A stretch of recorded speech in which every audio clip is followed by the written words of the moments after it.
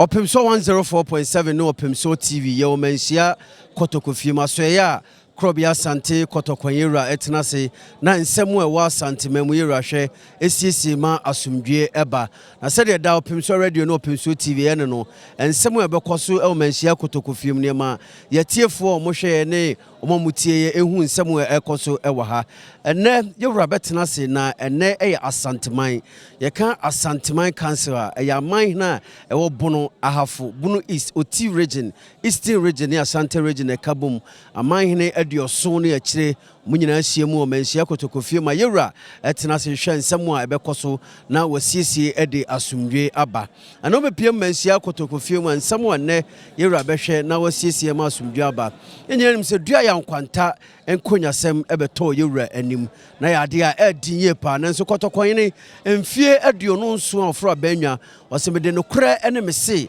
ene bebu Asanteman nsem no beto yewra anim no afa no mo nyina epre se wo Dumase ye Duayaw Nkwanta enkonyasem ya wodia no yewra hwemu no siesie de manananom se nananom enkohwe no mfa sempa beto yewra anim nananom kotena ase etie nsem no nyina ede beto yewra anim na afei nsem nyina beto yewra anim a krobia Asante kotokwan hwehwem wu se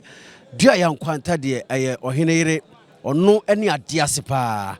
yewra ne yire ode ne kotena ho no ene otikire Duayaw Nkwanta de si ne yire so nti Duayaw Nkwanta enkonya asem beto yewra anim no enye hu se ye ohene yire ekuru eno no nti afa esire yewra ne ntankese kantankese no ene omudi dibim ebre yewra afi yefru Awua Dumase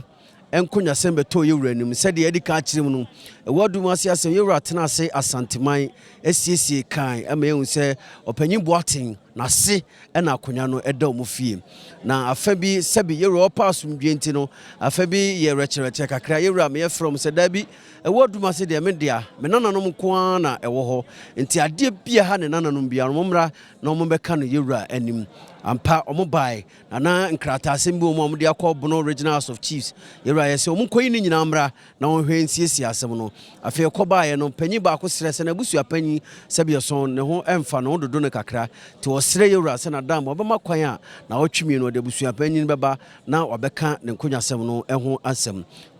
na otwimi no nso ema obai asem beto yewra anim na sede yedika akiremu no asem ne dika beto yewra anim no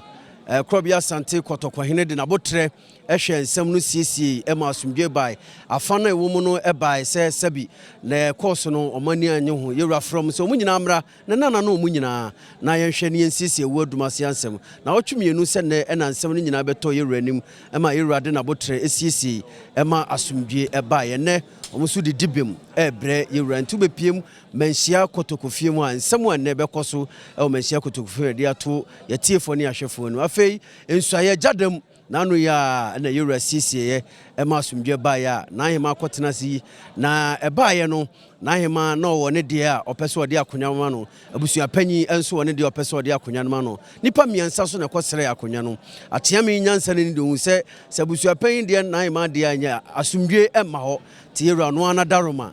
se aya branche ba ko no so kosere akonya bi o ye dehye no yemfa akonya ne ma no na asumdwe mbrante ne ene ebesire nsuai ede ama Gyadam mahina ono so ba nti Opemsuo radio Opemsuo TV yo manhia kotokofie mu de besi bia no ye de besom yetiefo